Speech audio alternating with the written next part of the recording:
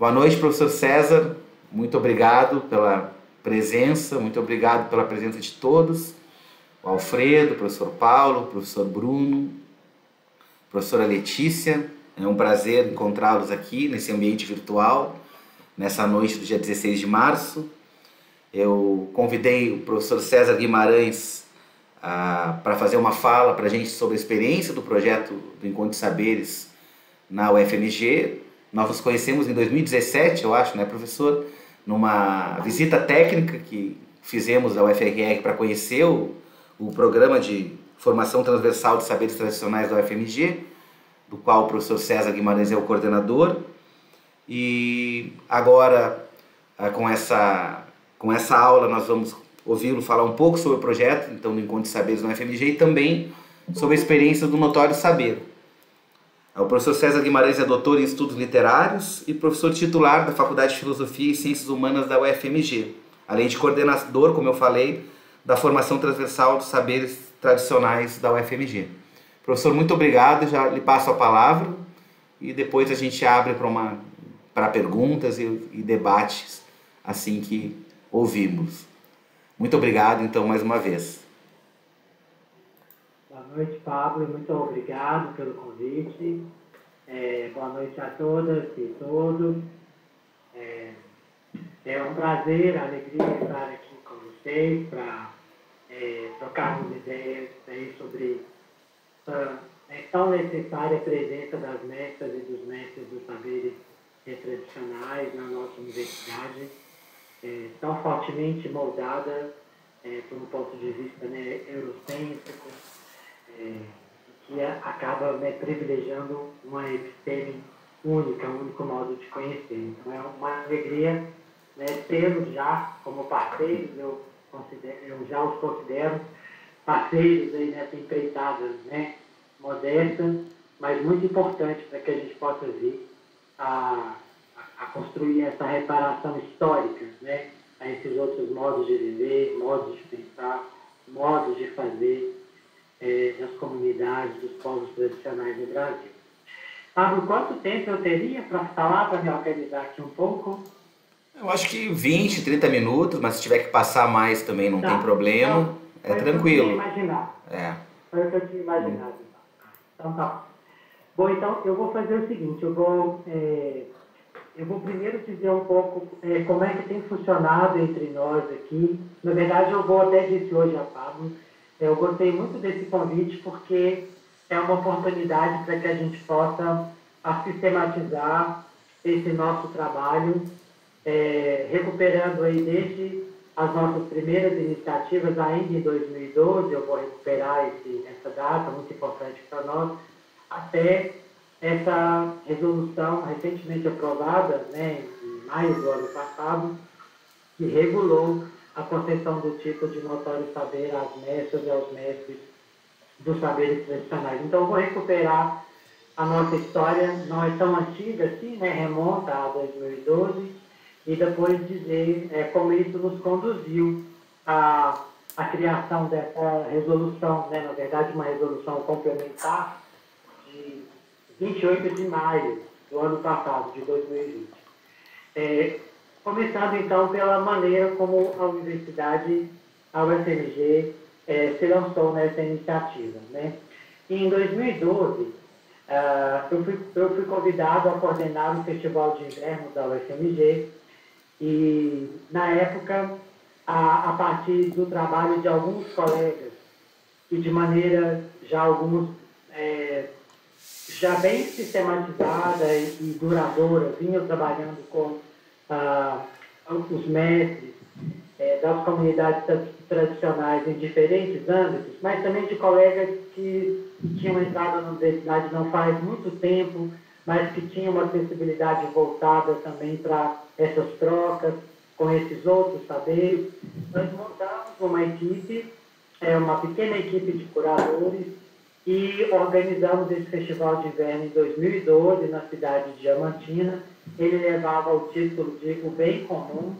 E quando nós desenhamos esse festival de inverno, nós fizemos um gesto que foi decisivo.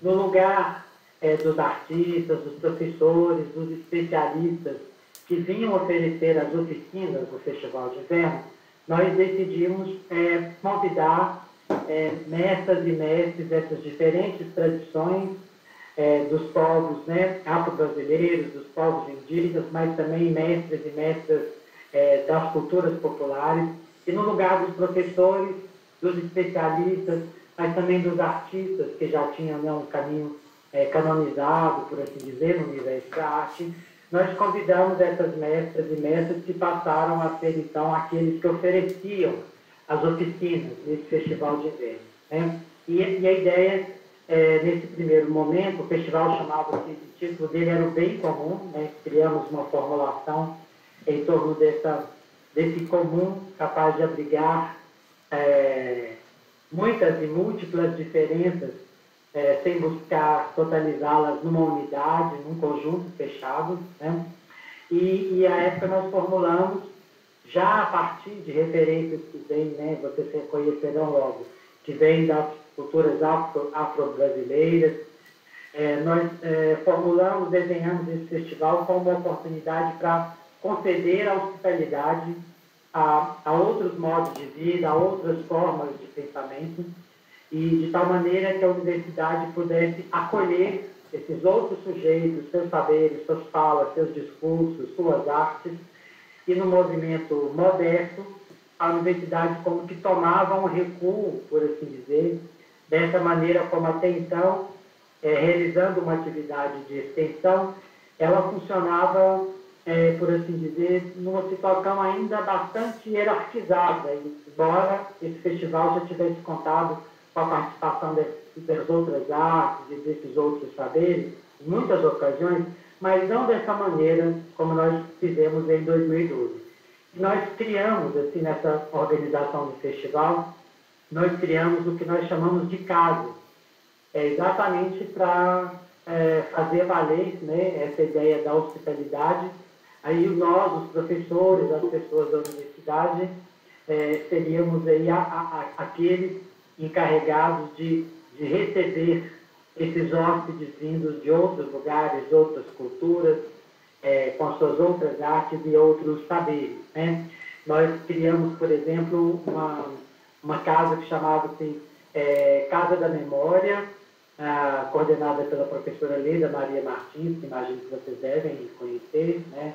Uma estudiosa da literatura, das artes, uma teórica da performance, e conhecedora, né?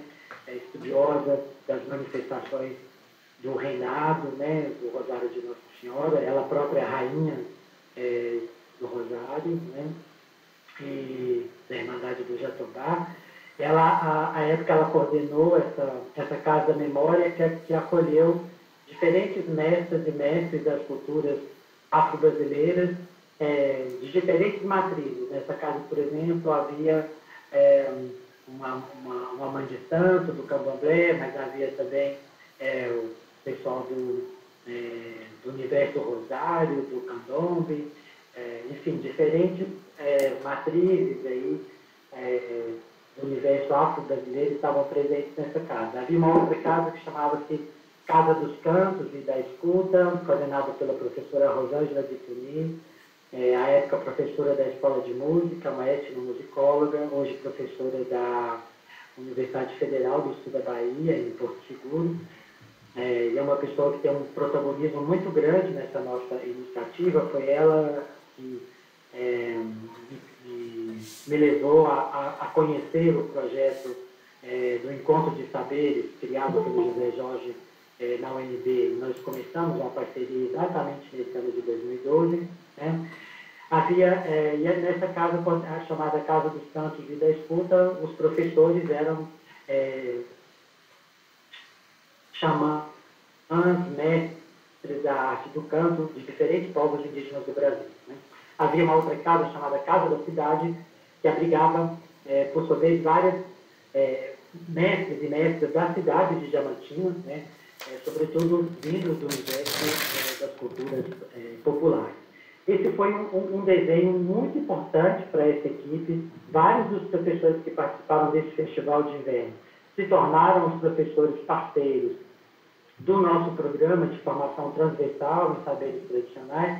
E foi em 2012, na organização desse festival, que a professora Rosângela Tumi, que já vinha fazendo um trabalho muito longo já com os Machacali, vocês devem conhecer talvez o trabalho dela, né? Hoje isso conta já talvez em torno de quase 30 anos de trabalho junto aos Machacali, né? Com vários livros, filmes produzidos em parceria com eles. Quando nós fazemos esse desenho, e eu a convido para ser uma das curadoras, ela menciona, isso em 2012, um projeto conduzido pelo professor José Jorge Carvalho no UNB, que vocês também conhecem, né, conversaram com ele, o projeto Encontro de Saberes.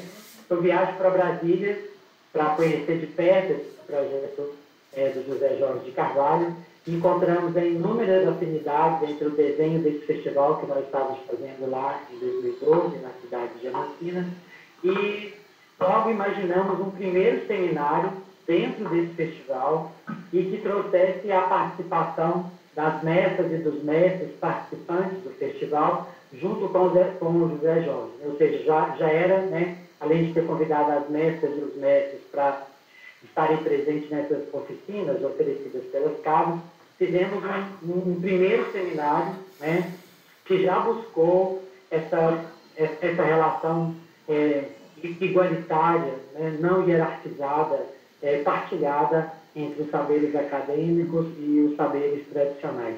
Esse seminário... Diga? Alguém ia perguntar? Não? Esse seminário ele funcionou de uma maneira assim, muito intensa para nós, né? O José Jorge participou desse seminário que aconteceu no interior do Festival de Inverno, e a partir dali nós começamos a imaginar uma maneira de fazer com que essa presença das mestras e dos mestres fosse menos episódica, e começamos a imaginar uma maneira de fazer algo parecido com o que José Jorge estava fazendo na UNB. Nós coordenamos ainda mais 2 edições desse festival, esse mesmo grupo de professores, esses curadores, e em 2012 a gente deu um outro passo, chamando para que 2 mestres viessem integrar a curadoria do festival. Nós convidamos a Petrina Lourdes dos Santos, que é capitã da Guarda de Moçambique, de Nossa Senhora do Rosário, da cidade de Oliveira, né? E para que ela viesse integrar, então, a curadoria desse festival, e também chamamos o Tonico Benítez, né, que é uma liderança indígena, Guarani Kaiowá, antropólogo também, e eles vieram para a curadoria desse festival, e junto conosco foi mais um movimento, de tal maneira que a própria curadoria, né, a ideia era essa, incorporou de dentro, por assim dizer, a participação desses dois mestres, né? Foi uma experiência muito rica para nós nesses anos de 2012, 13 e 14, e chega em 2014, o festival tem dificuldades, a UFMG tem dificuldades estruturais de realizar o festival. O festival teria que ser realizado no ano seguinte em Belo Horizonte, e essa nossa equipe avaliou que seria muito difícil. Nós fizemos o 2014 já em Belo Horizonte, né, no campus, ocupando e redesenhando inteiramente o campus da Pampulha, com esse mesmo espírito, né, das casas, dos mestres e das mestras que ofereciam as várias disciplinas e toda uma programação permeada por essas outras artes também, mas nós avaliamos que em 2015 seria muito complicado fazer um novo festival. Chegamos a fazer um primeiro desenho de um festival todo descentralizado, que seria realizado nas periferias da cidade, né, para utilizar o plural, num gesto, para nós, seria o gesto mais radical, seria efetivamente descentralizar o festival. Ele já tinha contado em 2014 com uma abertura para várias manifestações importantes da cidade, como, por exemplo, as ocupações, jovens das ocupações, mulheres das ocupações, lideranças envolvidas nas lutas urbanas em Belo Horizonte, em outras cidades do Rio, haviam participado desse festival também, né?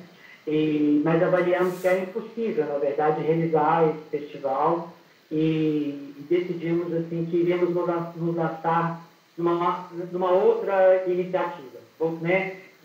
Nós estávamos continuávamos a conversar com o José Jorge de Carvalho, e esse grupo que coordenou o festival nesses 3 anos, então, junto com o José Jorge de Carvalho, nós procuramos a reitora, a reitoria, e procuramos, na verdade, primeiramente a vice-reitora, que hoje é a nossa reitora, a professora Sandra Goulart, e o pró-reitor de graduação à época, o professor Ricardo Takahashi, e os dois foram muito sensíveis e ficaram muito entusiasmados com essa possibilidade de nós criarmos um programa similar ao Encontro dos Saberes na UFMG. E aí, então, em 2014, né, esse ano que a gente faz o nosso 3º festival, esse grupo de professores que trabalharam como curadores desse desenho renovado do Festival de Inverno, né, intitulado Bem Comum, esse grupo de professores se reuniu para pensar, junto com o José Jorge de Carvalho, num desenho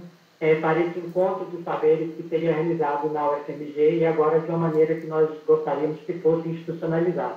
No primeiro momento, nós contamos com a parceria preciosa do José Jorge e do NCTI, né, o grupo coordenado por ele, o Instituto Nacional de Ciência e Tecnologia, de Inclusão no Ensino Superior e na Pesquisa. O INCTI nos ofereceu bolsas, né, para os mestres que então ofereceram um primeiro curso em 2014. Né? E pouco a pouco, no semestre seguinte, essa conversa avançou e o pró-reitor de graduação, então, à época, o professor Ricardo Takahashi, eu retomo essa história institucional porque ela é muito importante por ter garantido uma continuidade do nosso projeto e ter nos permitido escapar no primeiro momento, uma condição que foi bem trabalhosa, mas nos exigiu muitos esforços, muita improvisação também, por isso que eu estou retomando essa história institucional, sabe? Em 2014, então, o professor Ricardo Takahashi, então coordenador da graduação, estava empenhado numa reforma curricular, e essa reforma curricular, ela previa a criação das chamadas formações transversais, que eram formações de conteúdo aberto, oferecidas aos alunos de todas as graduações, né? Esses cursos poderiam vir a ser seguidos por estudantes de todas as graduações, e ele então imaginou que nós poderíamos criar a primeira das formações transversais no UFMG, que foi justamente a dos saberes tradicionais. Isso foi decisivo porque nós tivemos um amparo institucional com recursos próprios, reservados no plano de desenvolvimento institucional da Prograde pela primeira vez, né? E depois isso passou por 2 renovações, e foi isso que permitiu que a gente tivesse, a partir então de 2015, já um amparo institucional para receber as mestras e os mestres dos saberes tradicionais na UFMG. Foi muito importante. Tivemos os recursos, né, que vieram da Prograde, temos esses recursos que vêm da Prograde, e depois a reitora que sucedeu o professor, a pró-reitora que sucedeu o professor Ricardo Takahashi, a professora Benigna Oliveira, também entusiasta do projeto, renovou esse projeto, e desde então nós recebemos no UFMG, se a gente contar agora as mestras e os mestres que deram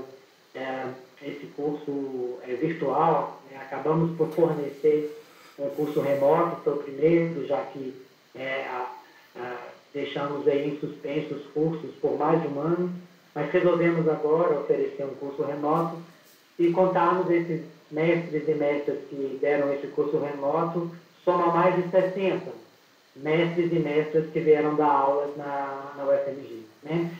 O nosso programa de formação transversal, ele tem assim, um conjunto de disciplinas muito abertas, na verdade, elas são disciplinas do que a gente chama de conteúdo livre. Né? Elas têm uma ementa, mas bem aberta, tem uma flexibilidade na carga horária para que a gente possa exatamente acolher essa multiplicidade dos saberes dos povos tradicionais. Né?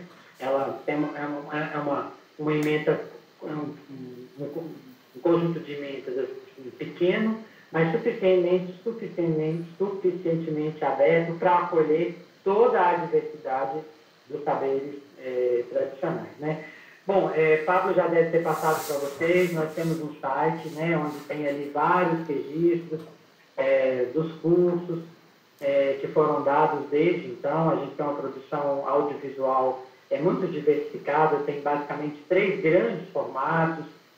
Nós temos as videoaulas, que são as aulas gravadas, que passaram por uma edição mínima, né? Temos os videorretratos, que são pequenos retratos intelectuais, afetivos, né? Pequenas biografias das mestras e dos mestres. Temos um conjunto de documentários que foram produzidos em situações específicas, né? Sobretudo no momento em que alguns dos mestres nos convidam a levar os alunos para as suas comunidades. É um passo que foi dado pelas mestras e mestres que atuavam num curso chamado Catar Folhas, Saberes e Fazeres do Povo de Axé, que, tendo oferecido uma primeira vez esse curso à universidade, convidou os alunos para que eles fossem participar das atividades nas suas casas, e foi um curso desenhado a partir já da programação das casas das mestras e mestres que ofereceram esse curso.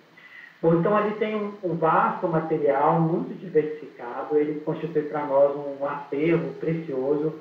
A nossa ideia é que cada vez mais ele apareça como uma bibliografia que traga, né, nesses registros audiovisuais, esses diferentes saberes das mestras e mestres. Né? Bom, então, já posso passar para a segunda parte, né, Pablo? Depois a gente pode chegar, vocês podem me perguntar detalhes, né? Mas lá no nosso site, vocês encontrarão aí a lista de todos os mestres que deram os cursos, todos os cursos, as emendas de todos os cursos, bem como também esses materiais aí que trazem aulas, que trazem os retratos e que trazem cantos, a registros variados aí dessa passagem tão intensa das mestras e dos mestres pela UFMG. Então, esse programa se consolidou, né? E ao longo desses anos aí nós criamos uma rede de professores parceiros. Nós chamamos de professores parceiros aqueles professores que recebem as mestras e os mestres, né? Nós continuamos utilizando fortemente a ideia da hospitalidade, né? Inspirados, né, por essa natureza e dadivosa, né, das culturas tradicionais, nesse cuidado que eles têm com o outro, né, essa sua generosidade na relação com o outro, nessa sua abertura, né, ao acolhimento ao outro, né, tão forte, por exemplo, né, no caso dos terneiros, né, foi para nós uma inspiração primeira, mas isso se estende a várias outras culturas, essa preservação da relação com o outro, né, tão decisiva. Então, são chamados de professores parceiros, esses professores que recebem as mestras e os mestres, né? Criamos uma rede desses professores e alguns desses professores se engajaram na proposta apresentada pelo José Jorge Carvalho, dizendo que o outro passo, né, que nós deveríamos fazer era construir uma resolução que concedesse o notório saber aos mestres. E um grupo, então, desses professores que continuam atuando conosco, para mencionar alguns nomes, a professora Maria Aparecida Moura, a professora Luciana Oliveira, Laura Lucas, a professora Chile, da Faculdade de Educação, técnicos que vinham do universo da extensão, como a Terezinha Furiati, e outras, a professora Lida Maria Martins. À época era coordenadora da DAC, a Diretoria de Ação Cultural, e foi ela que deu o primeiro impulso para a criação de uma comissão que veio a estudar outras resoluções de notório saber nas universidades brasileiras, a estudar também alguns casos que a própria UFMG tinha brigado, mas de maneira excepcional, e foi a professora Leda, à frente da DAC, né, que havia cuidado dos 2 festivais de inverno anteriores, o de 2013 e o de 2014. Né? Ela foi coordenadora dessa casa, da memória do festival de 2012, e depois ela substituiu a professora a professora Sônia, que era a coordenadora da DAC, e ela, a professora Leda Maria Martins, criou uma comissão, e essa comissão se encarregou inicialmente de estudar e elaborar uma comissão dedicada ao notório saber. Sabe? De início, a nossa ideia era criar uma resolução voltada exclusivamente para as mestras e os mestres dos saberes tradicionais. Mas depois, em conversas que se seguiram em diferentes instâncias da UFMG, e essa comissão ela foi se alterando um pouco ao longo aí desse percurso, né? Desde o momento em 2013, quando nós ainda fizemos a primeira conversa em torno disso, né? Com a participação do José Jorge Carvalho. Essa comissão teve algumas mudanças na sua Constituição e ela foi ganhando outros fóruns, outras instâncias da UFMG, e chegou-se à conclusão de que era melhor que nós criássemos uma resolução geral para a UFMG e que ela abrigasse a especificidade, a singularidade dos saberes tradicionais. Vocês conhecem a nossa resolução? Você passou para eles, Pablo, a nossa resolução? Não passei. Não? Ainda não. Tá, depois eu posso passar aqui para vocês. Ela saiu numa edição especial do nosso boletim. E eu vou ler aqui para vocês verem como é que ficou formulado, como é que aparece do ponto de vista, né, jurídico, como é que apareceu. Já estou terminando, viu, Paulo? Como é que apareceu essa formulação? Bom, então, ela foi aprovada, né, como uma resolução complementar, a resolução número 1220, de 28 de maio de 2020. Ela regulamenta o reconhecimento de notório saber pela UFMG e ela traz, assim, no seu artigo 2º. O título de notório saber poderá ser concedido pela UFMG a pessoas com alta qualificação, nos termos do artigo 30, cuja contribuição seja reconhecidamente significativa e socialmente relevante. Tá? Parágrafo único. O título de notório saber somente pode ser conferido nas áreas de conhecimento ou áreas afins nas quais a UFMG mantém curso de doutorado devidamente reconhecido. E aí chega finalmente o artigo 3º, né? Passamos alguns anos trabalhando na elaboração desse texto.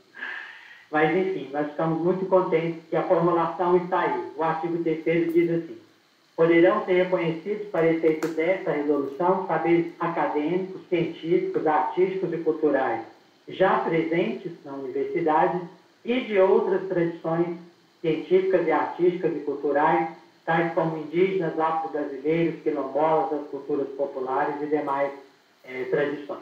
Então, esse é o artigo 3º. Permitiu, então, a inclusão dos saberes tradicionais. Isso também é muito importante destacar que, nesse momento, nesse tempo em que vários colegas trabalharam nessa comissão, e até o momento em que ela foi aprovada, né, pelo CEP, pelo Conselho de Ensino, Pesquisa e Extensão, isso acontece também no âmbito de um movimento em que a UFMG fez valer cada vez mais políticas afirmativas, políticas de ações afirmativas, inclusivas, né?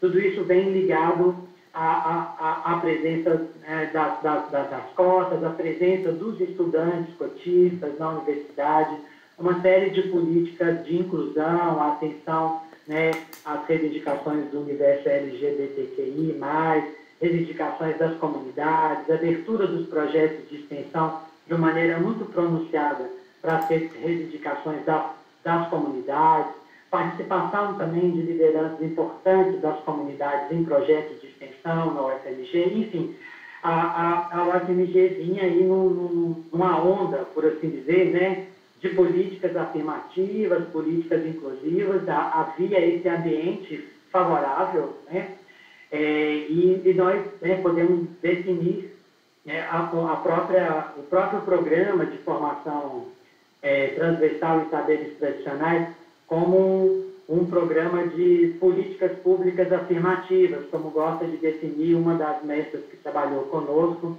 a Makota Kidoyale, Cássia Cristina, filha de Mameto Muyandê, mãe Efigênia. As duas trabalharam conosco por 3 vezes já, e Cássia tem essa definição. Logo nas primeiras conversas, ela disse: esse programa é um programa de políticas públicas afirmativas, né?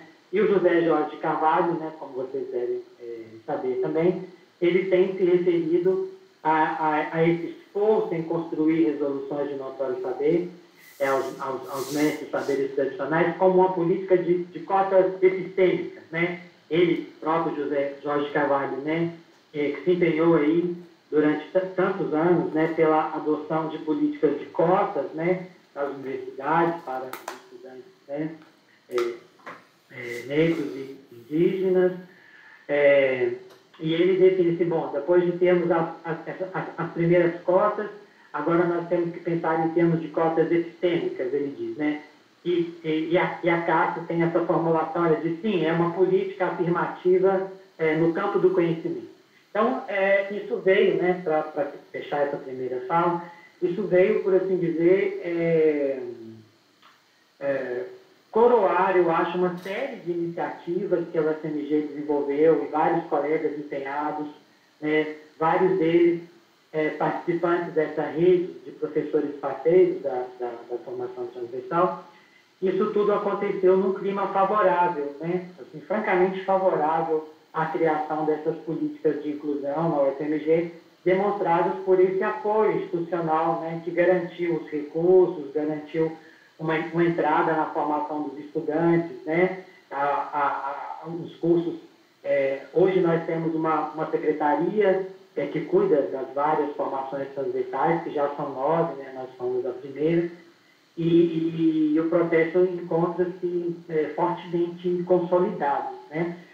O nosso passo agora, bom, a gente depois pode falar com mais detalhes, mas nós já temos um primeiro grupo já de memoriais dos mestres, foi já apresentado à comissão de acompanhamento do Notório Saber, foram aprovados pela Câmara de Pós-Graduação, e as primeiras comissões de mérito que vão avaliar esses memoriais já foram instaladas pelo gabinete do pró-reitor. Então, nós estamos muito contentes, porque os primeiros memoriais, depois eu posso explicar isso para vocês, o memorial crítico e descritivo é esse que apresenta a biografia, a trajetória da mestra ou do mestre. Ele tem um caminho, falo disso depois com vocês, mas nós já temos um primeiro conjunto de memoriais que já serão, em pouco tempo, avaliados por essa comissão de mérito, né? Algumas delas já foram instaladas. Então, é um primeiro resumo, a gente pode entrar em mais detalhes. Abusei muito do tempo aí, Pablo? Não, imagina, terias mais tempo, estava ótimo te ouvir. Te agradeço novamente, César. Esse é um panorama, nós podemos entrar em detalhes específicos, aí, seja acerca da formação, seja acerca da resolução.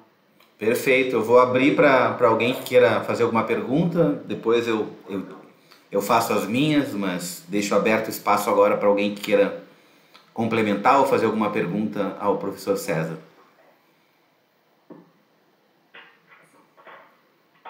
Pode ser pelo chat também, se preferir.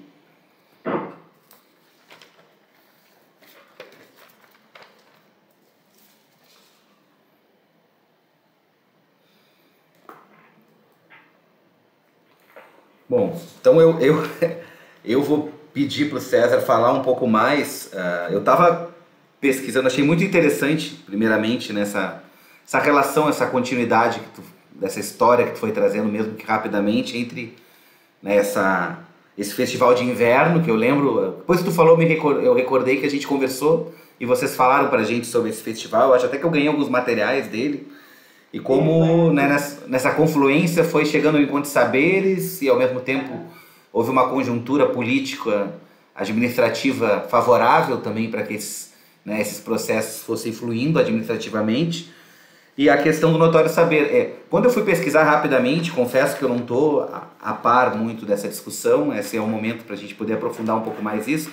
Eu vi que também tem muitas tentativas de usar o notório saber para outros fins, né? Eu vi tentativas de desvirtuar esse processo e também conferir notório saber para, enfim, pessoas que não seriam o alvo, por exemplo, no caso do Encontro de Saberes. Me pareceu ouvir alguma coisa também envolvendo essa ideia de tentar dar notório saber para pessoas que poderiam educar em casa ou pessoas que poderiam exercer a profissão, enfim, de professor, né, sem ter tido uma formação nos nossos termos.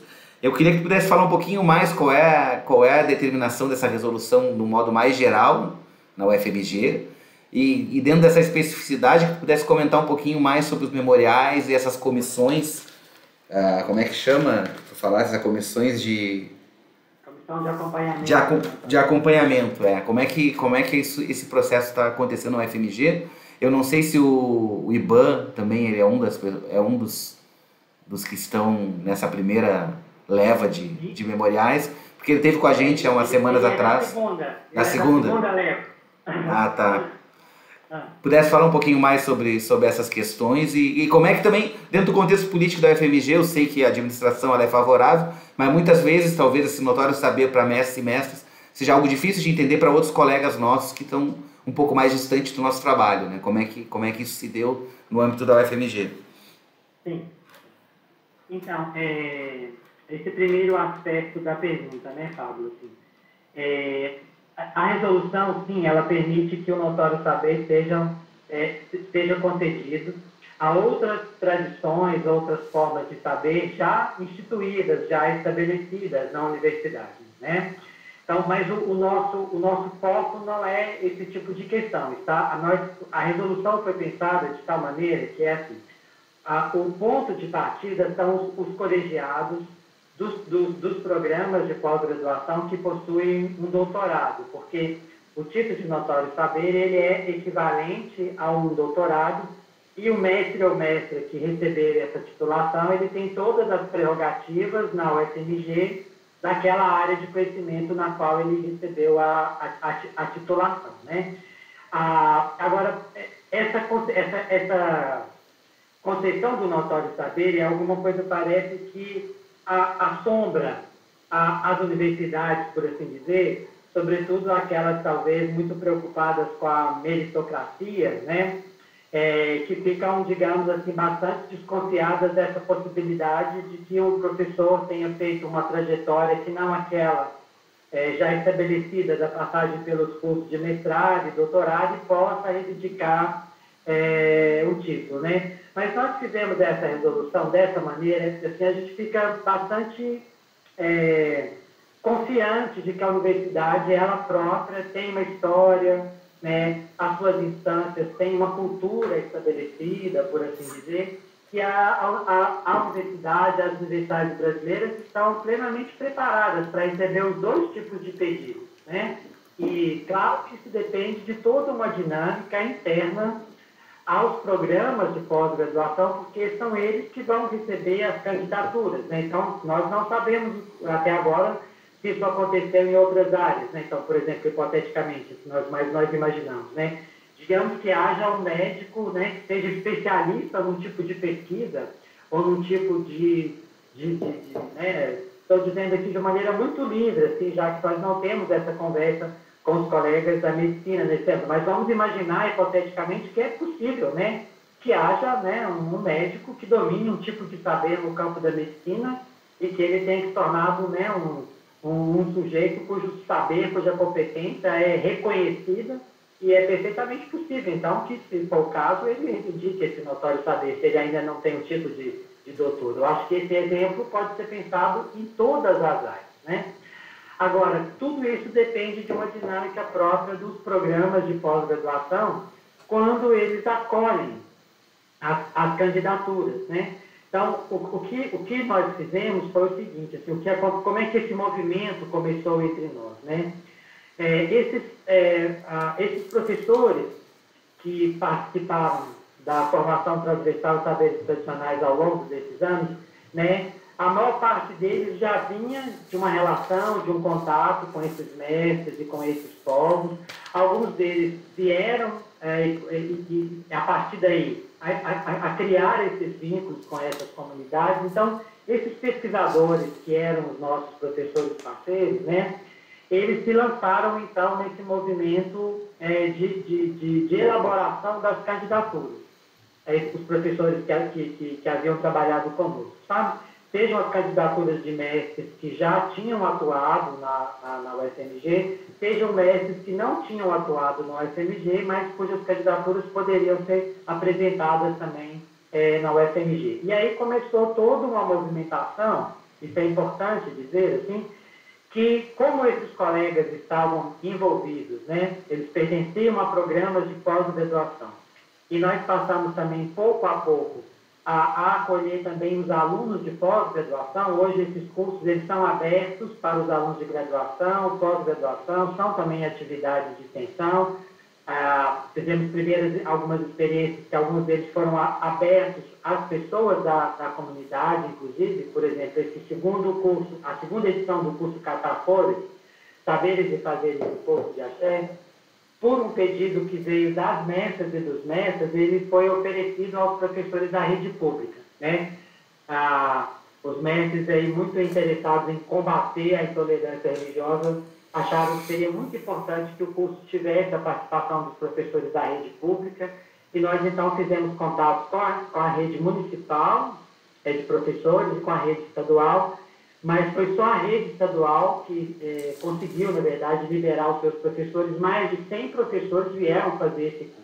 Então, nós fomos construindo, assim, o que aconteceu também é que, pouco a pouco, a gente foi ampliando o alcance desses cursos no interior da universidade e construindo essa rede com professores envolvidos, né, gente que estava na extensão, gente que estava na pesquisa. Construímos essa rede. E essa rede de professores, ela foi construindo, por assim dizer, um ambiente de acolhimento também dessas candidaturas no momento em que elas chegaram aos colegiados, né? Eram professores, pesquisadores da pós-graduação, alguns deles já professores com, né, uma carreira estabelecida na UFMG, outros mais novos, outros que acabaram chegando. Isso permitiu que os colegiados tivessem esse clima de acolhimento para receber essas candidaturas. Mas nós fizemos todo um conjunto, esses professores foram pouco a pouco, às vezes de maneira informal, às vezes de maneira formal, em conversas com os colegiados. Esses professores, né, nós fomos apresentando essa possibilidade aos colegas e fomos tendo também algumas conversas com os colegiados que manifestaram interesse em acolher essas candidaturas. Foi o que tornou possível, sabe Pablo, que os colegiados, claro, né, estabelecida a resolução, mas, né, isso não se deu de maneira automática. O grupo de professores, até então envolvidos aí nessa rede de professores parceiros, eles se lançaram na elaboração dos memoriais, né, de maneira muito diversificada, constituindo equipes aí interdisciplinares, equipes com participação, inclusive, de membros das comunidades, dos mestres, cujos memoriais foram feitos, né. Houve toda uma movimentação, houve toda uma dinâmica desses professores parceiros, que realizaram um conjunto de 3 seminários discutindo o formato, o que é o memorial, o que ele deve trazer, quais são as suas peculiaridades. Houve toda uma movimentação também desses professores parceiros, né, para que a gente chegasse a um possível desenho, né, mas não há um modelo, não há uma receita. Cada memorial ele é muito peculiar, ele traduz a singularidade da trajetória, do saber, da história, do contexto daquela mestra ou daquele mestre, mas ele tem um desenho que atende aquilo que a resolução pede. Ele deve documentar, ele deve comprovar. Essa mestra ou mestre deve ter 20 anos, né, de atuação no seu campo e deve comprovar essa atuação de no mínimo 20 anos nesse campo. Esse memorial ele pode, né, trazer, se quiser, por exemplo, uma espécie de portfólio, né, no caso dos mestres artistas, por exemplo, né, há memoriais que trazem, junto propriamente com o memorial, né, um portfólio documentando as obras desses artistas, ou então traz, né, livros que eles próprios escreveram, um conjunto de textos. Enfim, a gente pode conversar um pouco mais sobre isso, mas essa foi a movimentação principal. um conjunto de professores que atuava na formação transversal de saberes tradicionais se engajou na elaboração dos memoriais. Às vezes, com os mestres com os quais eles já trabalhavam, dos quais, no mais das vezes, se engajaram na elaboração de memoriais dos mestres e das mestras dos quais eles tinham sido professores parceiros, né? Por um motivo. Primeiro, porque quando nós convidamos os professores parceiros, em geral, a gente convida quem já tem uma relação com esses mestres e mestres, né? E depois, a participação desses mestres na universidade, ela fortalece ainda mais o vínculo entre o professor, o mestre e a sua comunidade. Isso criou aproximações também, né? O fato deles estarem dando as aulas na UFMG, inclusive modificou, remodelou, por assim dizer, a antiga relação e fortaleceu a relação já existente entre o pesquisador, o mestre e a sua comunidade. Eles, então, se engajaram na elaboração desses memoriais. Aconteceram 3 seminários livres, né? A ideia era de muito livremente conversar sobre como construir os memoriais, inclusive com a participação de alguns desses mestres que vieram para os seminários. Mais de uma vez, o seminário teve a participação para que a gente pudesse saber, inclusive, né, em alguns momentos, por exemplo, era muito importante, na verdade, todo o tempo foi muito importante, assim, saber que esse mestre, que a UFMG buscará, né, dar a ele o título notório saber, é o mestre reconhecido pela sua própria comunidade, né? Então, foi por isso que, mais de uma vez, vieram os mestres, vieram ali pessoas das comunidades também que participaram do seminário, escutaram, né? Perguntaram também o que o UFMG quer, né, ao conceder essa titulação aí ao nosso pajé, ao nosso cacique, o que a UFMG quer, sabe? Então, foi dessa maneira que aconteceu, Paulo, né? Mas, sem dúvida, assim, há outras áreas, né, tudo, né, a gente tem, como José Jorge Carvalho gosta muito de frisar, o que é importante é que a gente construa esses bons lugares de acolhimento, né? Desde o início, nessa rede de universidades, desse conjunto de universidades que está empenhada aí, né, nessas iniciativas do Encontro dos Saberes, José Jorge sempre chama atenção para isso. Eles fazem movidos pelo desejo, pelo empenho, pelo engajamento, né? Não há nada obrigado aí. Então, nós também temos trabalhado dessa maneira, sabe? Onde há espaços de interlocução nas diferentes áreas do saber, a gente tem apresentado essas candidaturas. E como, né, os mestres, muito comumente, as mestras e os mestres detêm mais de um saber, essas candidaturas podem ser apresentadas, inclusive, em lugares diferentes, né? Vocês imaginam, por exemplo, uma mãe ou um pai de santo, um zelador, uma zeladora de Umbanda, por exemplo, pode, né, é o mestre dos campos, né? Mas o mestre das ervas também. Onde é que nós vamos apresentar essa candidatura? Será na escola de música? Será lá no IPB? Né? Tem essas diferentes possibilidades. Né? O mestre que é artista.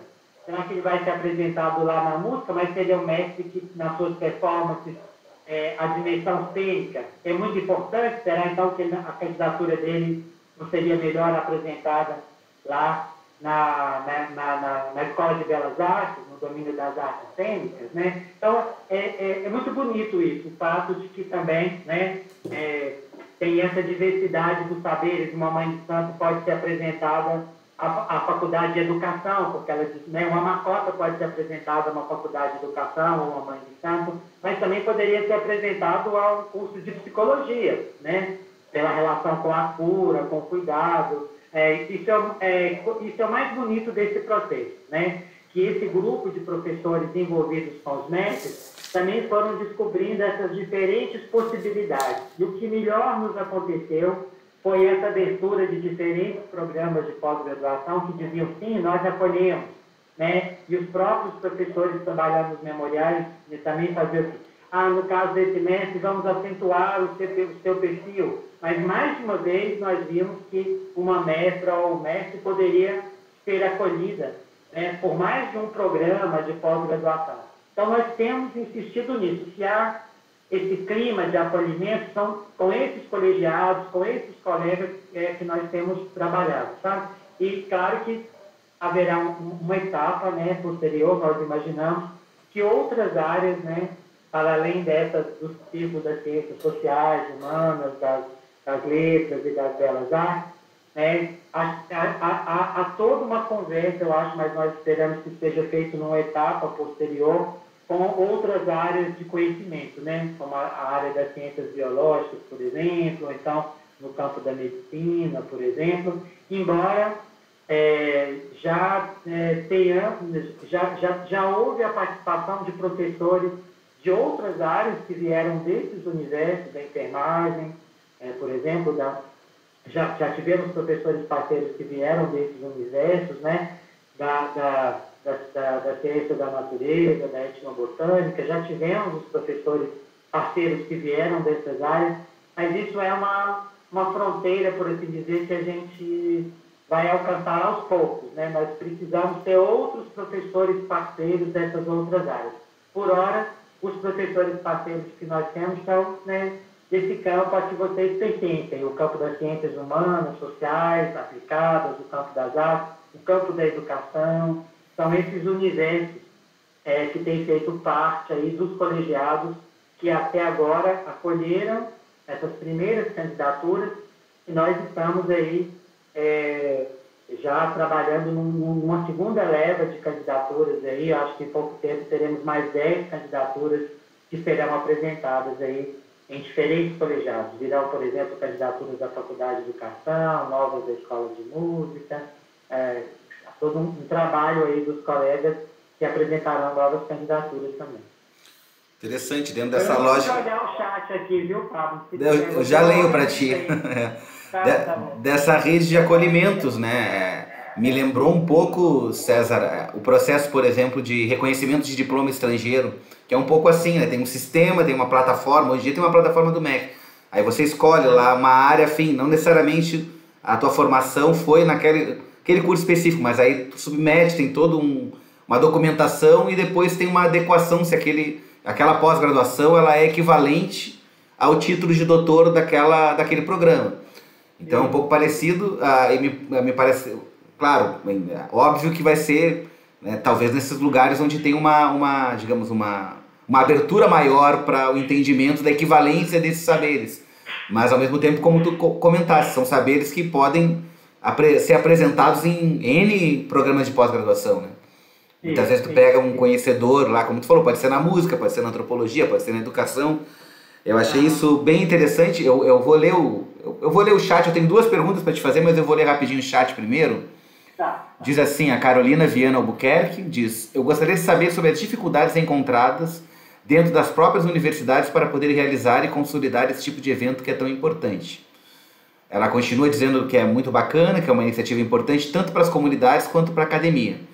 A Carolina é acadêmica de música da UFRR e também é indígena, acho que Macuxi, né, Carolina, se não me falha a memória. A Deise está dizendo que é muito bom, é importante dar continuidade à permanência.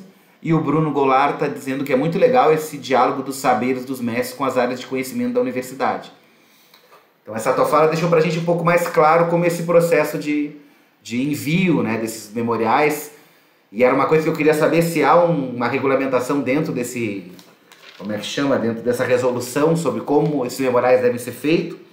E eu não sei se vocês têm uma resolução de honoris causa, porque eu sei que tem, em alguns lugares é um instrumento também para dar titulação aos mestres.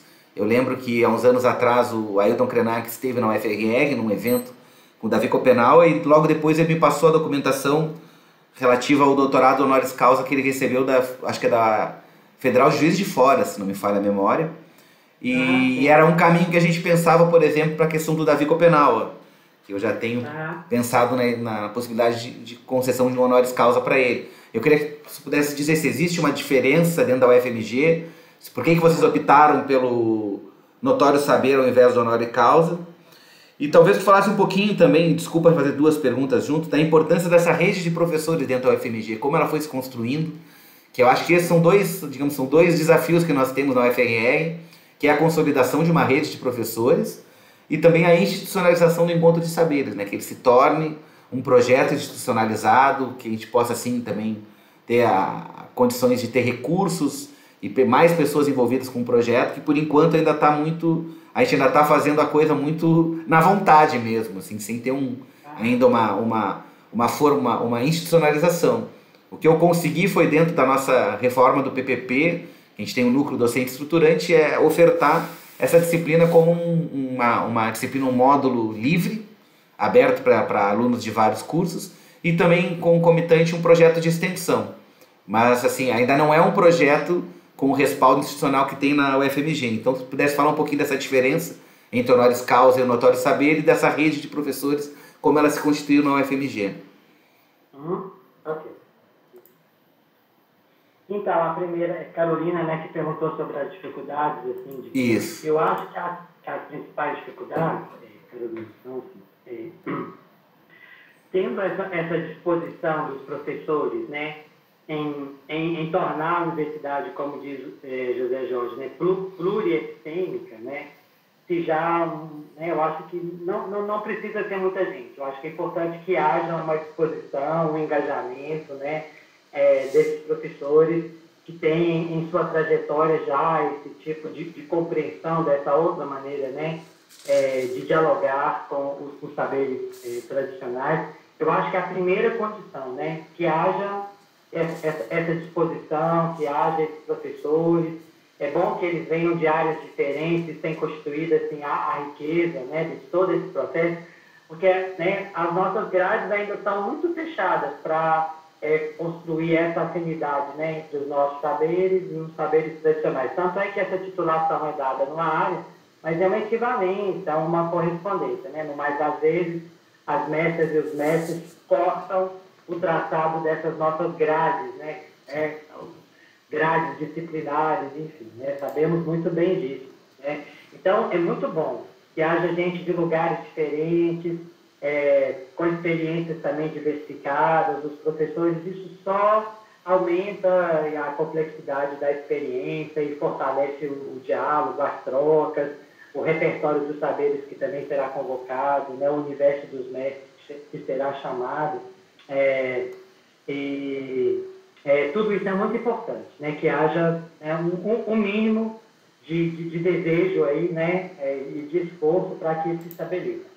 Mas, atendida a essa condição, eu acho que a maior dificuldade é de se criar um amparo institucional para que você possa receber as mestras e os mestres, né? Para que você possa conceder a eles um prolabore, que você possa garantir as condições as mais confortáveis da vinda, da hospedagem, da alimentação, né? A nossa ideia é essa. Quando a universidade não convida os professores que vêm para as bancas, vêm para seminários, ela não garante todas as condições, ela não compra passagem, ela garante hospedagem, alimentação, ela tem gente cuidando das pessoas que chegam. Então, se é assim, os mestres dos saberes tradicionais terão o mesmo tratamento, né?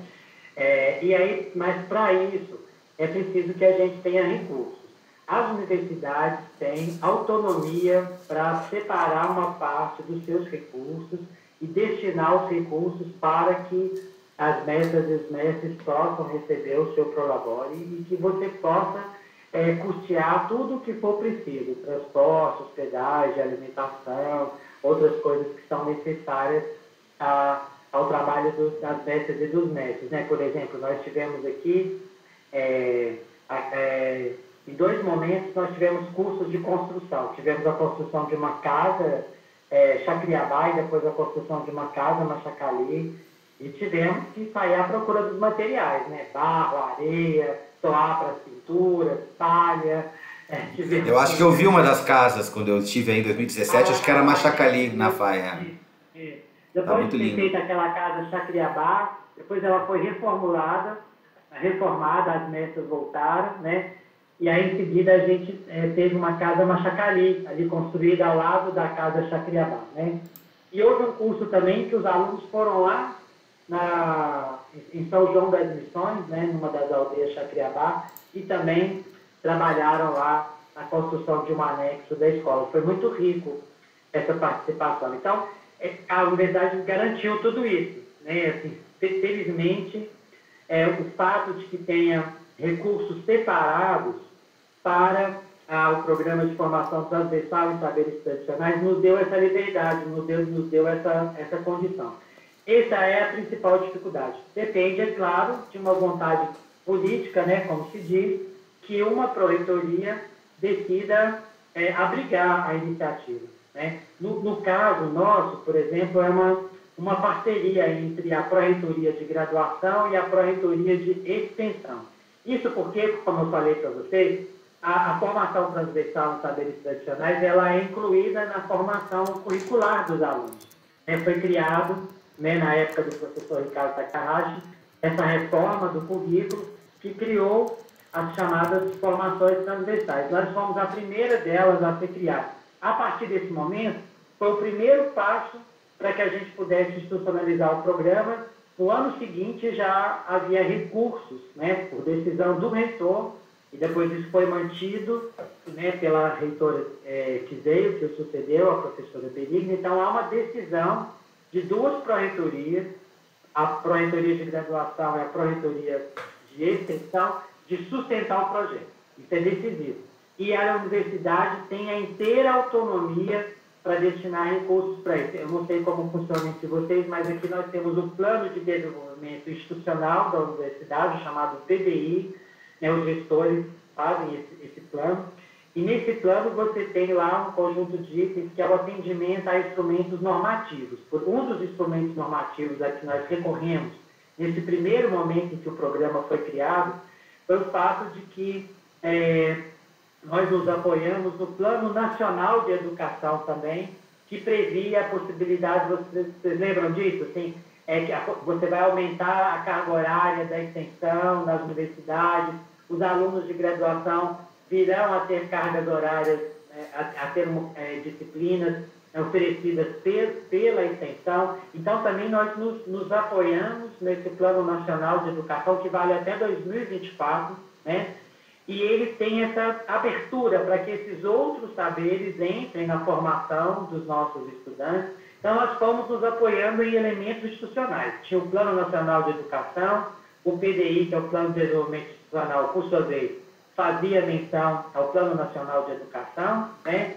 E fomos, pouco a pouco, então, garantindo, por assim dizer, esses alicerces institucionais para o programa. E aí, então, ele ganhou, né, ele deixou de ser alguma coisa contingente, ele está inserido no conjunto de disciplinas oferecidas aos alunos. Eu acho que isso é um passo super, super importante, né? E é possível fazer, é possível que uma universidade decida no seu plano de desenvolvimento institucional abrigar, pode ser sob formas variadas, né? Mas ele pode criar um programa especial voltado para esse tipo de formação. O argumento principal é que o Plano Nacional de Educação previa a possibilidade dessa outra formação, né, aberta à multiplicidade da cultura brasileira, né, à diversidade dos seus povos, a esses outros saberes, e está lá. A universidade pode sim oferecer, né, na verdade, para nós é uma questão decisiva, ela deve oferecer, a universidade deve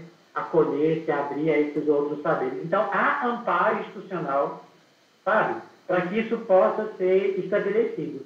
Desde essa dimensão, digamos assim, conceitual, se vocês quiserem, né, até propriamente uma dimensão prática, assim, efetiva, de destinar recursos, e tem todo o amparo legal para a destinação dos recursos.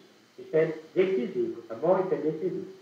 Agora, vocês me perguntam sobre a diferença do notório saber e do o título de honoris causa. A diferença, né, Pablo, é que o honoris causa é um título honorífico, né? E o notório saber, ele implica um reconhecimento, uma equivalência, uma afinidade, de tal maneira que a universidade reconhece que aquele mestre ou mestre tem uma contribuição efetiva para aquele campo de saber, né? Então, quando o memorial, por exemplo, é apresentado a um colegiado de pós-graduação, o colegiado de pós-graduação, da sua maneira, ele tem autonomia para fazer isso, pode ser criando uma comissão, ou pode ser através de uma resolução interna. Isso já tem a ver com aquela pergunta que você me fez, né? Como é, então, que os colegiados conduzem esse processo, né? O que nós pedimos é que os colegiados, né, pode ser o parecer do professor, pode ser o próprio colegiado que faça isso, pode ser uma comissão designada pelo colegiado. O colegiado diz nominalmente que aquela área de saber, aquele saber portado por essa mestra ou aquele mestre, ela é importante para o campo de conhecimento cuidado por aquele programa de pós-graduação. Então, se há um mestre, né, que é um mestre da música tradicional, o colegiado de música dará um parecer dizendo que esse mestre porta um saber e ele é importante para o campo da música, e esse doutorado em música está dizendo que sim, é muito importante que a universidade reconheça o saber desse mestre. Então, é mais do que uma honra que a universidade concede. Ela está reconhecendo uma ampliação do seu campo de saber, ela está reconhecendo que o campo de saber da música, ele deve incluir esse campo da música no universo dos saberes tradicionais. Então, é, ao mesmo tempo,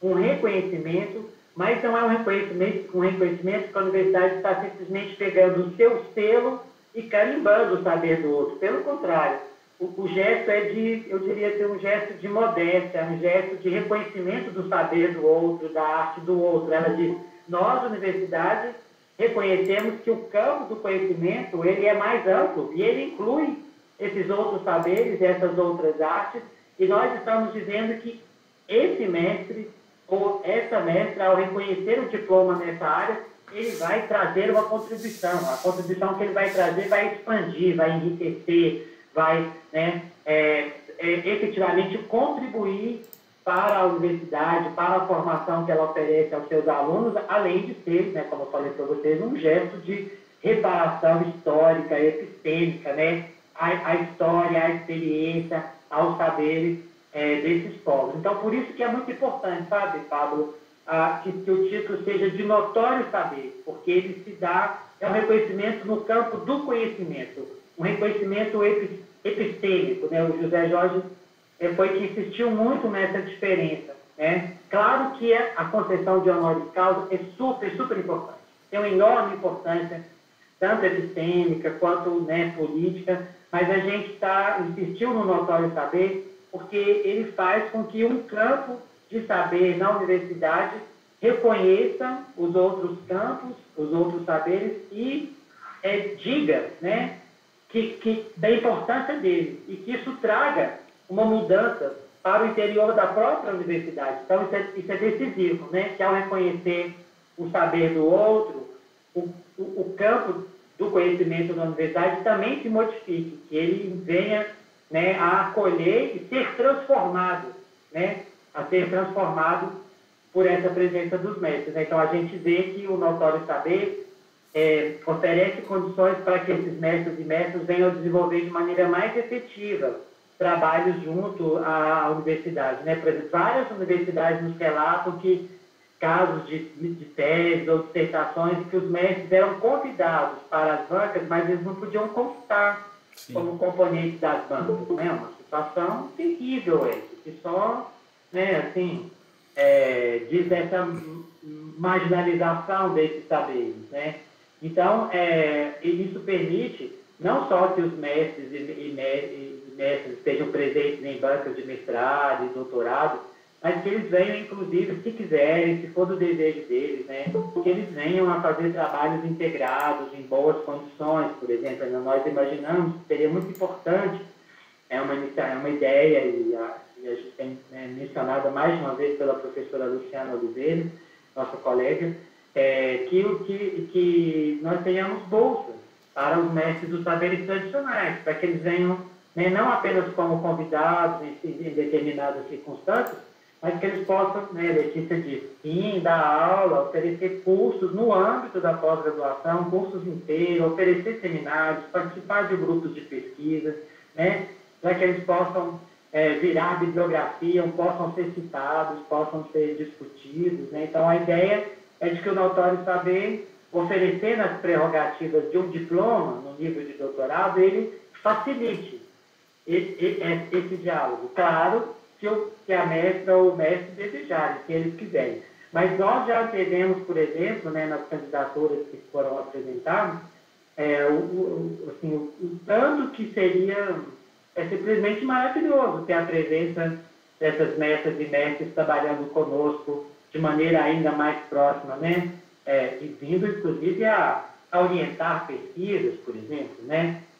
Uma dessas mestras que eu mencionei para vocês, que nós trabalhamos com ela desde o festival de 2012, a Pedrina Lourdes dos Santos, ela co-orientou um trabalho de doutorado junto com a professora Luciana Oliveira no nosso curso na comunicação. Foi muito, muito importante essa primeira co-orientação efetiva, né, no âmbito do doutorado. Depois se interromper, mas eu queria aproveitar esse gancho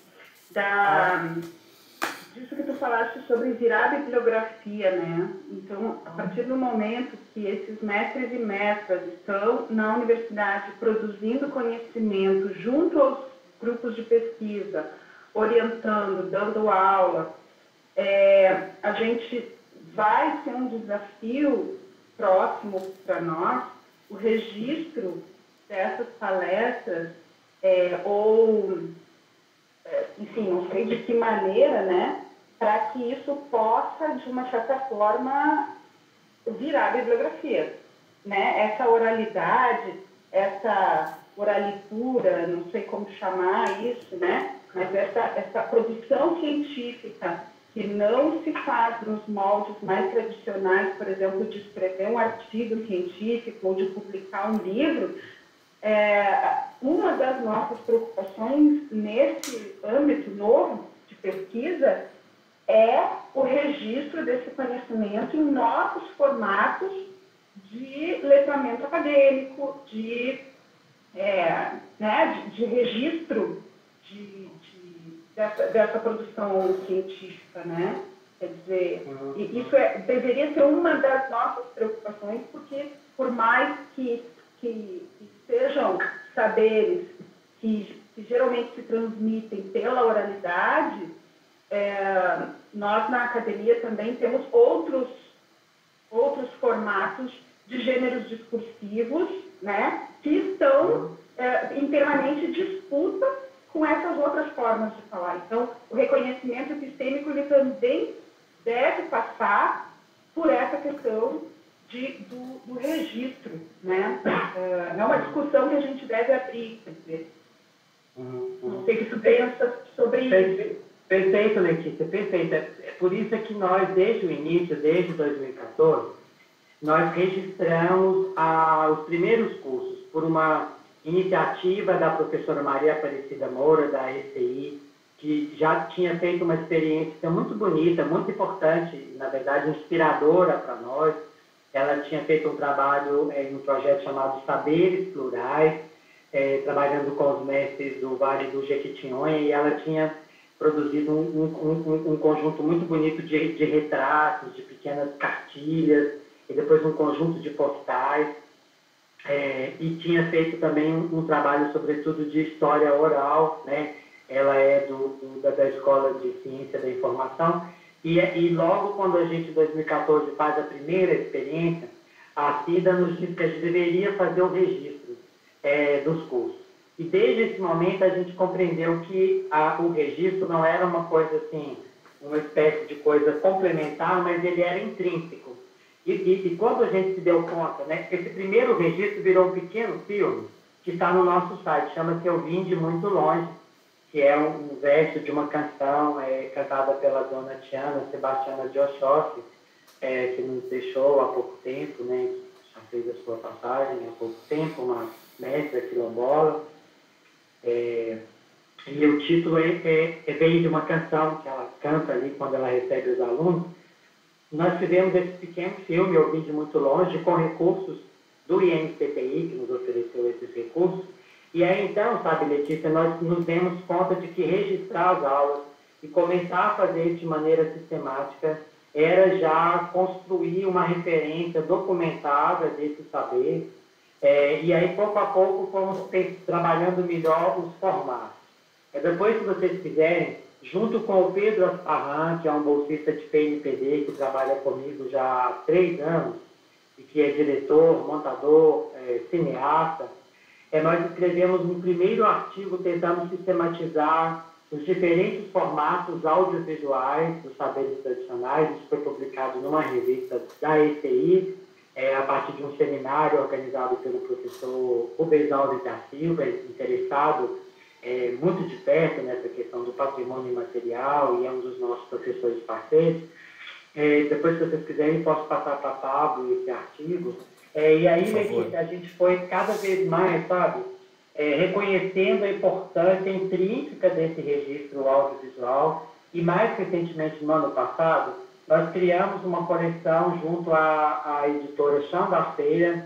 Ela é uma coleção virtual, ela é digital, chamada Políticas da Terra, inspirada por um curso que nós oferecemos e que teve a participação da Macota Valdina, do Joelson Ferreira, Cacique Babal, as mestras Tupinambá, Dona Maria, Célia, Dona Maria Sidônia, mestres de quilombos urbanos de Belo Horizonte,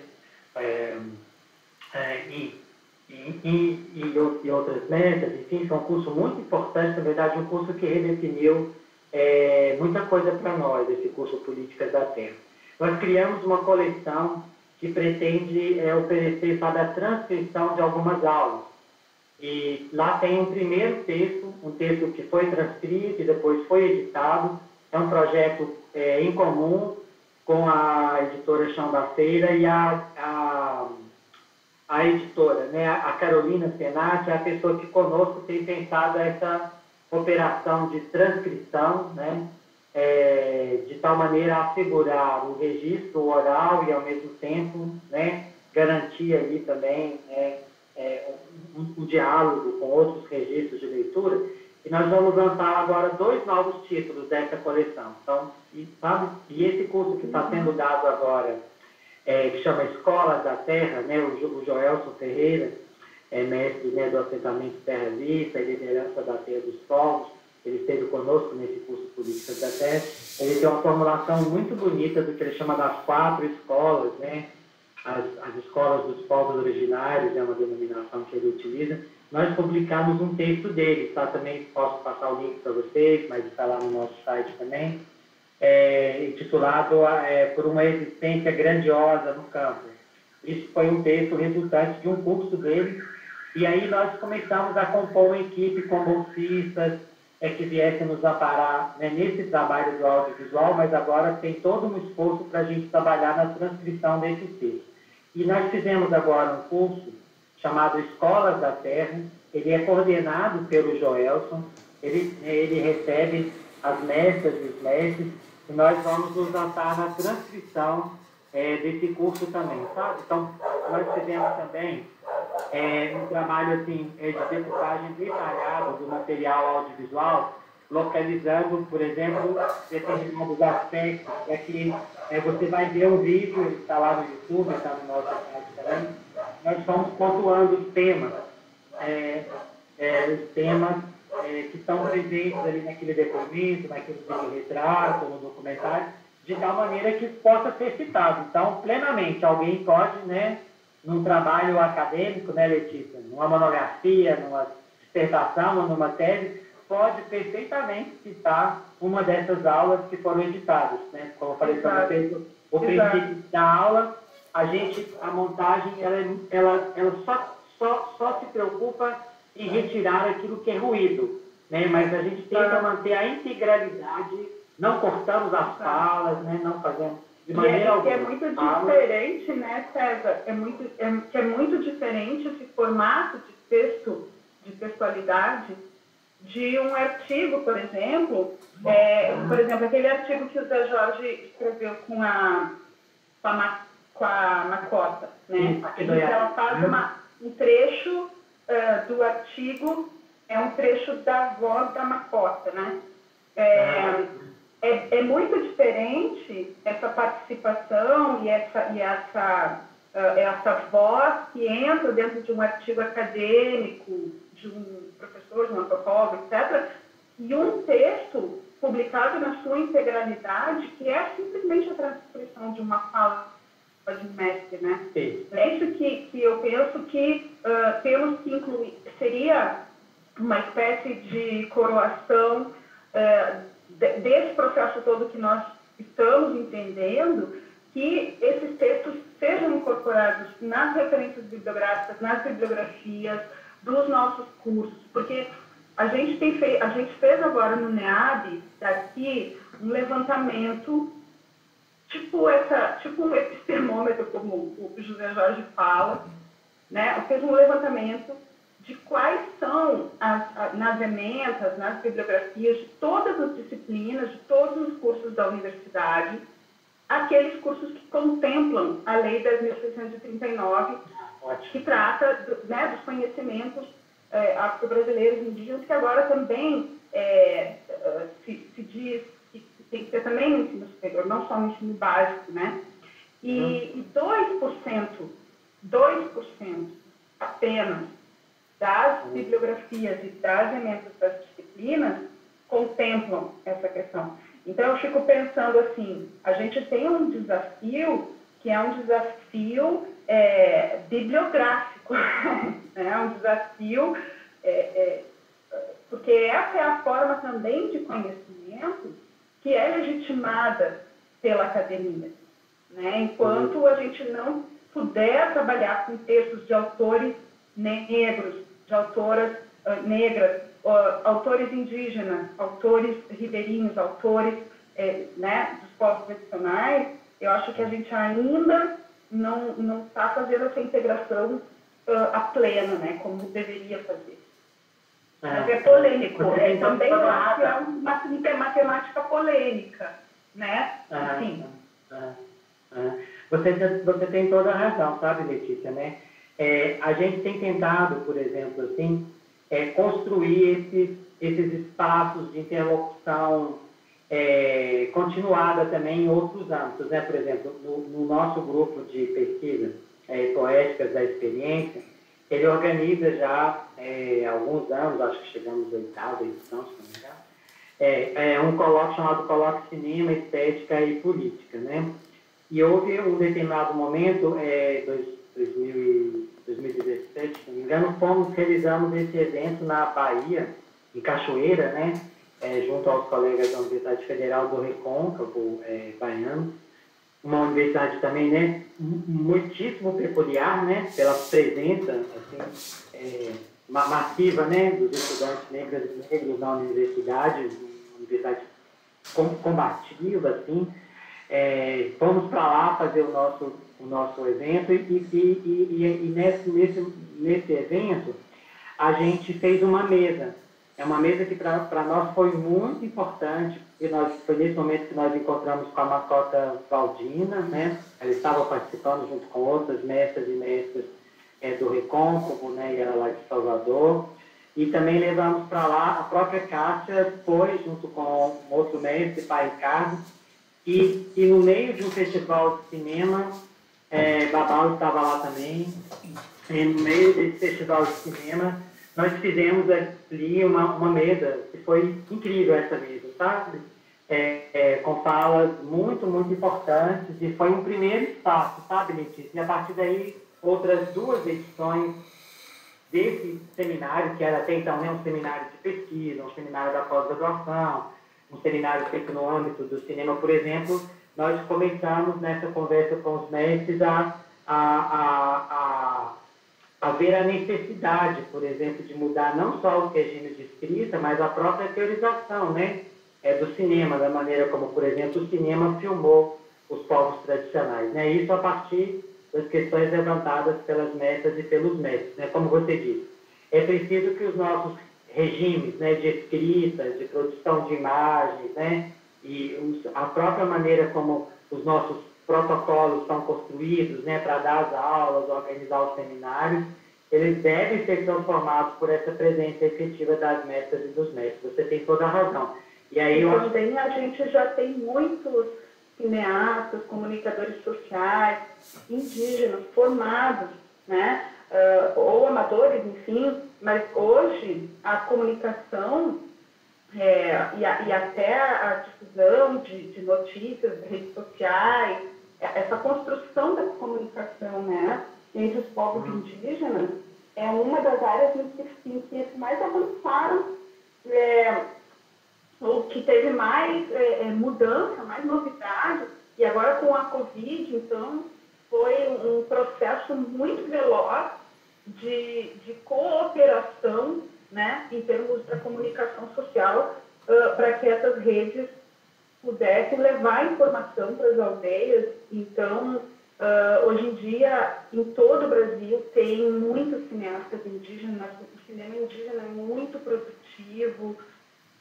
Então, acho que são várias formas, né, de produção de conhecimento que já são, inclusive, em primeira pessoa, que precisam ser incorporadas nas nossas bibliografias. Eu acho que eu vejo que a gente está muito atrás, no sentido de não incorporar já o que existe. Eu, por exemplo, eu sempre peço, eu sempre incluo nas minhas bibliografias e peço para os meus orientandos lerem trabalhos escritos pelos graduandos indígenas, os TCCs indígenas, as dissertações de mestrado de indígenas, de quilombolas. Esse conhecimento tem que ser lido e citado, né? Porque eles produzem, mas isso fica lá no fundo de uma gaveta, de uma biblioteca, porque é como se a gente não legitimasse esse conhecimento. A gente continua muito colonizado ainda, não citando e não dando relevo para essa produção científica que já acontece há pelo menos 10 anos no Brasil, né?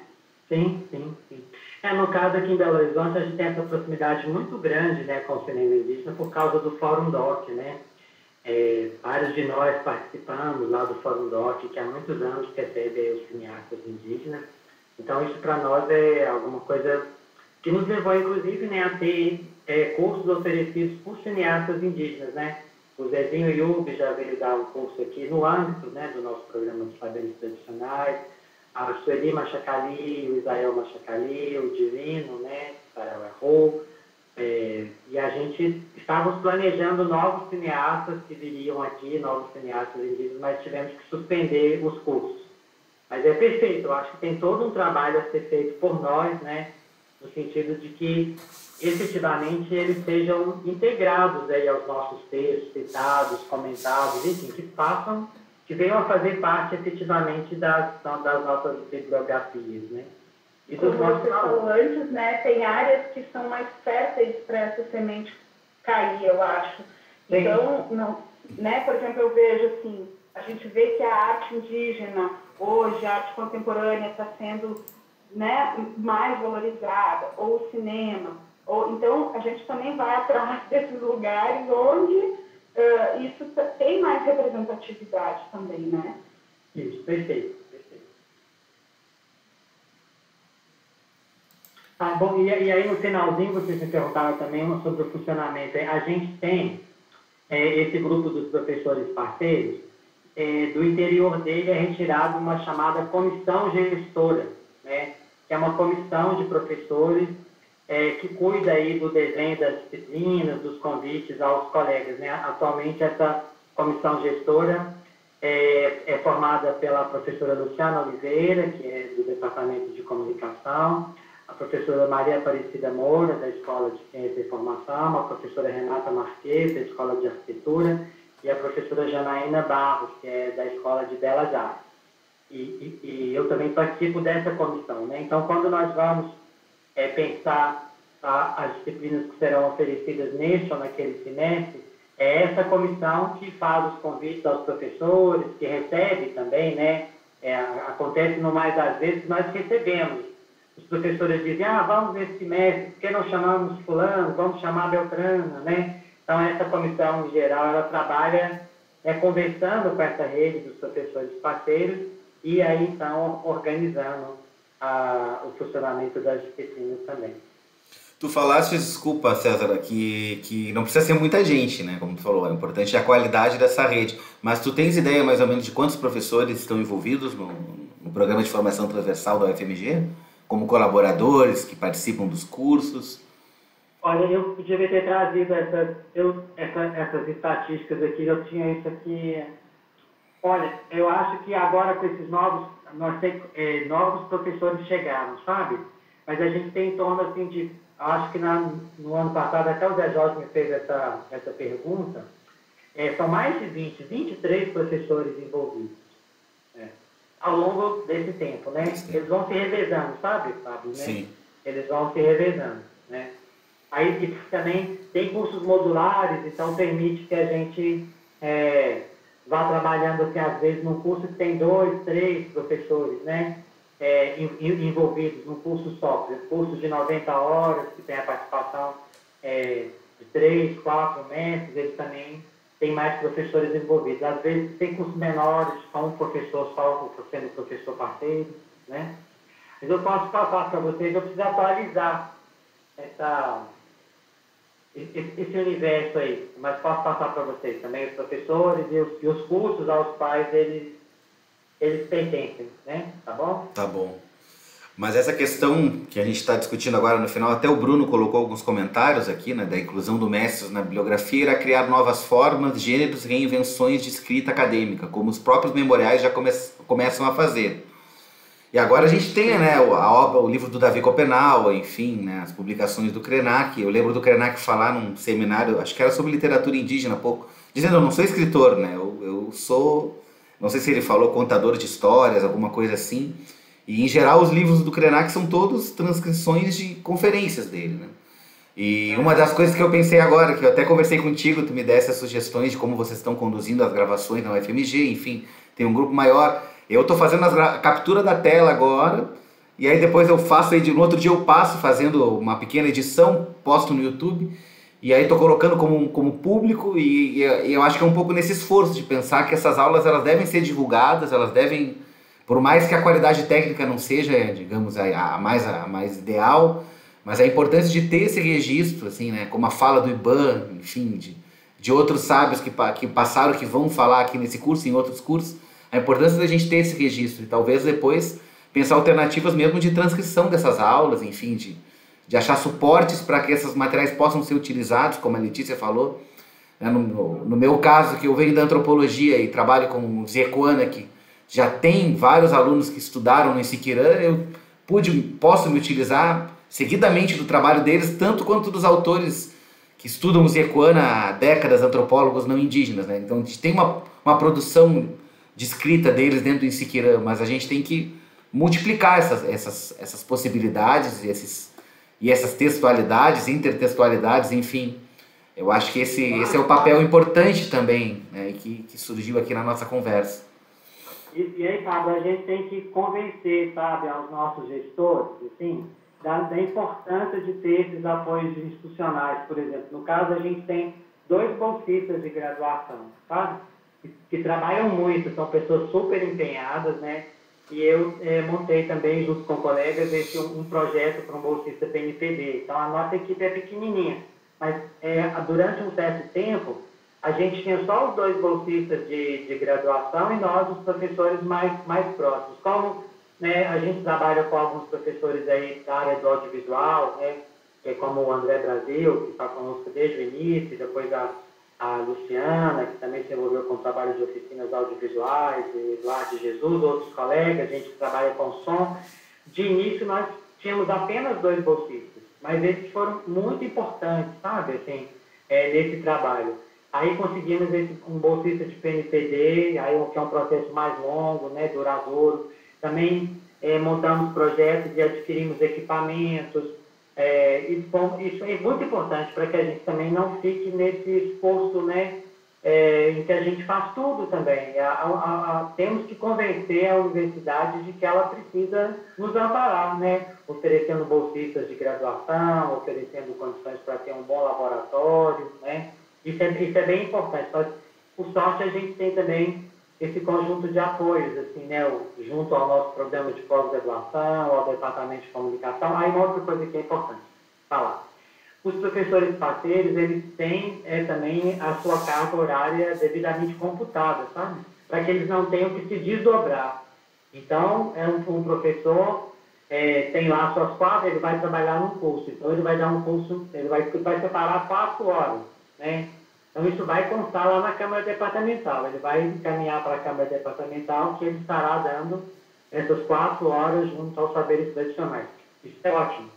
Né? Porque você imagina, se a gente tivesse com os professores parceiros, que eles tivessem sempre uma carga horária, né, suplementar, além das que eles já têm nos seus departamentos de origem, Isso também foi uma boa coisa. E foi bem, eu lembro que logo no primeiro ano, o pró-reitor de graduação, ele mandava uma carta, convite apresentado à Câmara Departamental, dizendo da importância de ter aquele professor. Hoje, com essa, né, hoje tem uma secretaria das formações transversais, acabou de ser criado um colegiado das formações transversais, então agora isso também está institucionalizado. Então, se qualquer professor que falar assim, vou oferecer uma disciplina nas formações transversais, só depende de uma negociação interna, está plenamente estabelecido também, sabe? Isso é outra boa coisa, né? Importante, né? Porque a gente já é tão sobrecarregado, era até uma curiosidade. Tu, como coordenador desse programa, quanto tempo da tua carga horária tu dedicas a isso? Eu sei que tu deve ter N outros trabalhos na universidade, né? Mas como coordenador, assim, qual é o tempo que tu te dedica a isso, assim, se... Claro, tu tens uma equipe, mas imagino que tu deve trabalhar muito nesse projeto, né? Nossa, nem falo. Eu nem parei para pensar. Realmente nesses anos todos, assim, tem sido muito exigente, mas também compensador, né?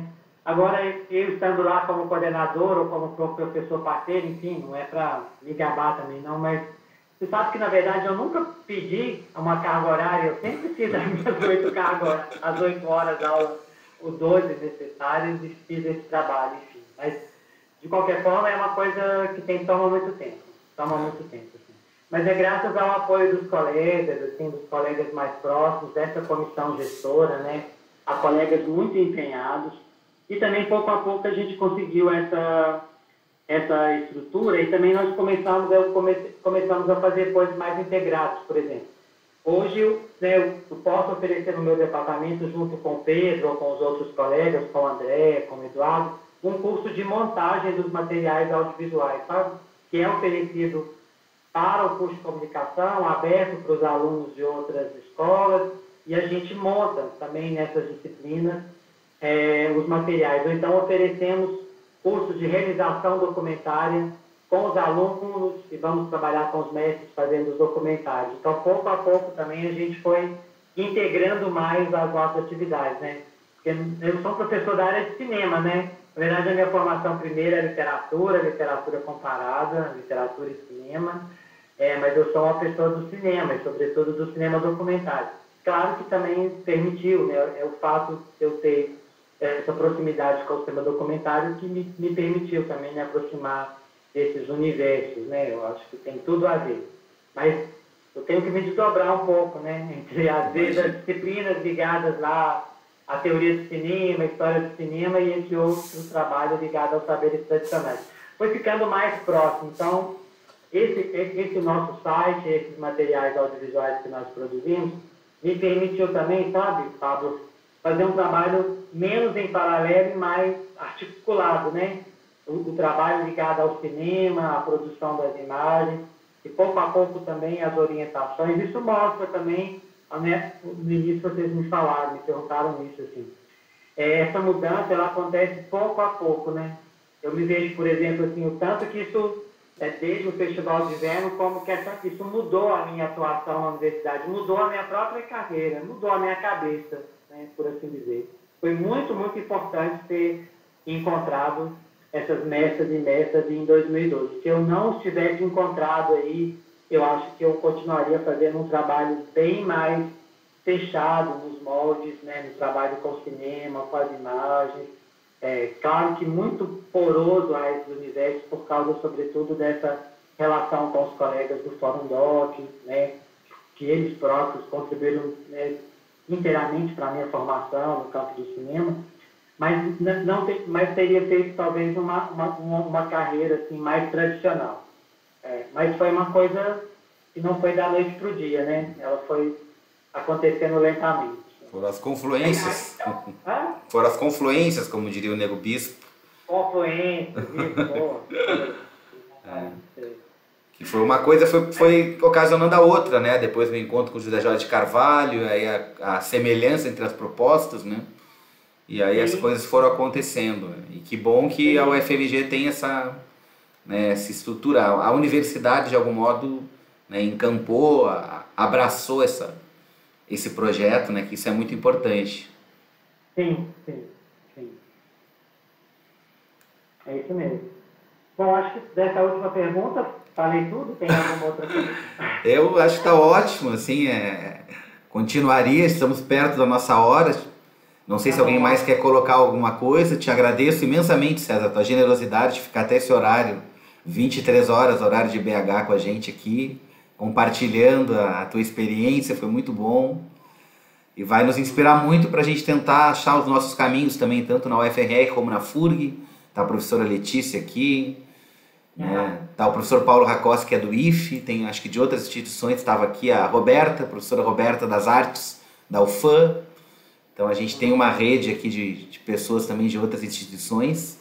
Ali a Roberta, um abraço, ela tem participado e é muito bom para a gente escutar essa tua experiência e continuamos daqui tentando também pensar o notório saber e essas possibilidades nas outras universidades. Então contem comigo, eu acho que é claro, o José Jorge já falou com vocês também, é importantíssima essa participação de vocês nessa rede de universidades aí, empenhada, né? Empenhada nessa iniciativa. Esses tempos muito difíceis aí, né?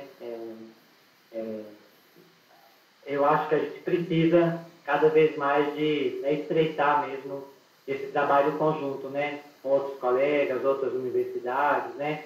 O nosso né, mais uma vez, né, José Jorge já disse isso, mas o nosso sonho é a gente, né, que essa rede sejam verdadeiros lugares de passagem, de visitações recíprocas, né, entre os mestres. Então, imaginar, vocês estão trabalhando com os mestres, né, aí próximos à comunidade de vocês, eles poderiam vir aqui para o UFMG, os aqui poderiam ir aí, poderíamos fazer seminários conjuntos. Você lembra quando você esteve aqui que nós estávamos pensando nisso, né? Sim. E chegamos a fazer o desenho disso, quando, por ocasião desse curso Políticas da Terra, nós fizemos o primeiro desenho de um seminário, que seria uma espécie de um seminário assim, de balanço desses anos do nosso programa, e ele previa a participação de colegas envolvidos nessas iniciativas em outras universidades, mestres e mestres que nós não conhecíamos ainda, mas que estavam trabalhando nas outras universidades.